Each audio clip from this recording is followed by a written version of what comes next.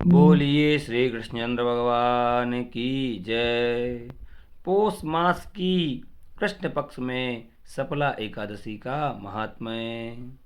युधिष्ठिर ने पूछा, स्वामीन, पौष मास के कृष्ण पक्ष में जो एकादशी होती है उसका क्या नाम है, उसकी क्या विधि है तथा उसमें किस देवता की पूजा की जाती है, यह बताइए।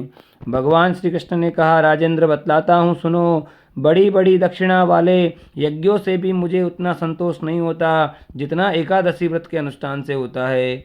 इसलिए सर्वथा प्रयत्न करके एकादशी का व्रत करना चाहिए।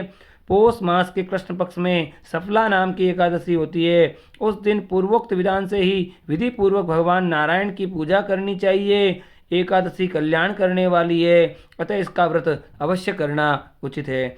जैसे नागों में शेषनाग, पक्षियों में गरुड़, देवताओं में विष्णु तथा मनुष्यों में ब्राह्मण श्रेष्ठ है, उसी प्रकार संपूर्ण व्रतों में एकादशी तिथि श्रेष्ठ है।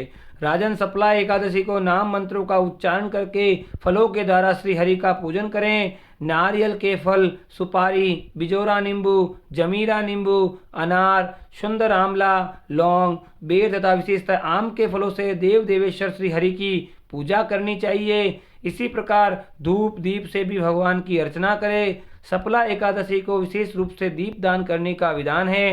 रात को वैष्णव पुरुषों के साथ जागरण करना चाहिए। जागरण करने वाले को जिस फल की प्राप्ति होती है वह हजारों वर्ष तपस्या करने भी नहीं मिलता है। नरश्रेष्ठ, अब सफला एकादशी की शुभ कारणी कथा सुनो। चंपावती नाम से विख्यात एक पुरी है जो कभी राजा महिष्मत की राजधानी थी। राजर्षि महिष्मत के 5 पुत्र थे। उनमें जो ज्येष्ठ था वह सदा पाप कर्म में लगा रहता था, पर स्त्रीगामी और वेश्यासक्त था। उसने पिता के धन को पाप कर्म में ही खर्च कर दिया। वह सदा दुराचारण परायण तथा ब्राह्मणों का निंदक था। वैष्णवों और देवताओं की हमेशा निंदा किया करता था। अपने पुत्र को ऐसा पापाचारी देख राजा महिष्मत ने राजकुमारों में उसका नाम लुम्बक रख दिया। फिर पिता और भाइयों ने मिलकर उसे राज्य से बाहर निकाल दिया। लुम्बक उस नगर से निकलकर गहन वन में चला गया। वहीं रहकर उस पापी ने प्राय समूचे नगर का धन लूट लिया। एक दिन जब वह चोरी करने के लिए नगर में आया तो रात में पहरा देने वाले सिपाहियों ने उसे पकड़ लिया, किंतु जब उसने अपने को राजा महिष्मत का पुत्र बतलाया तो सिपाहियों ने उसे छोड़ दिया। फिर वह पापी वन में लौट आया और प्रतिदिन मांस तथा वृक्षों के फल खाकर जीवन निर्वाह करने लगा। उस दुष्ट का विश्राम स्थान पीपल के वृक्ष के निकट था। वहां बहुत वर्षों का पुराना पीपल का वृक्ष था। उस वन में वह वृक्ष एक महान देवता माना जाता था।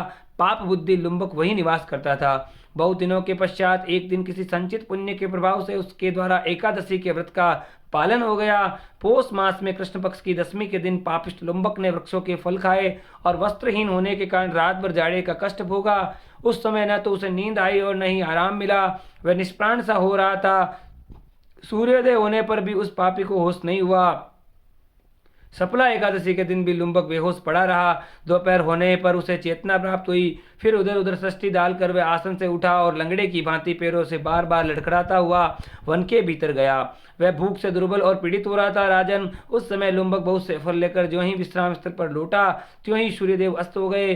तब उसने वृक्ष की जड़ में बहुत से फल निवेदन करते हुए कहा, इन फलों से लक्ष्मीपति भगवान विष्णु संतुष्ट हो। यों कहकर लुम्बक ने रात भर नींद नहीं ली। इस प्रकार अनायास ही उसने उस व्रत का पालन कर लिया। उस समय सहसा आकाशवाणी हुई, राजकुमार, तुम सफला एकादशी के प्रसाद से राज्य और पुत्र प्राप्त करोगे।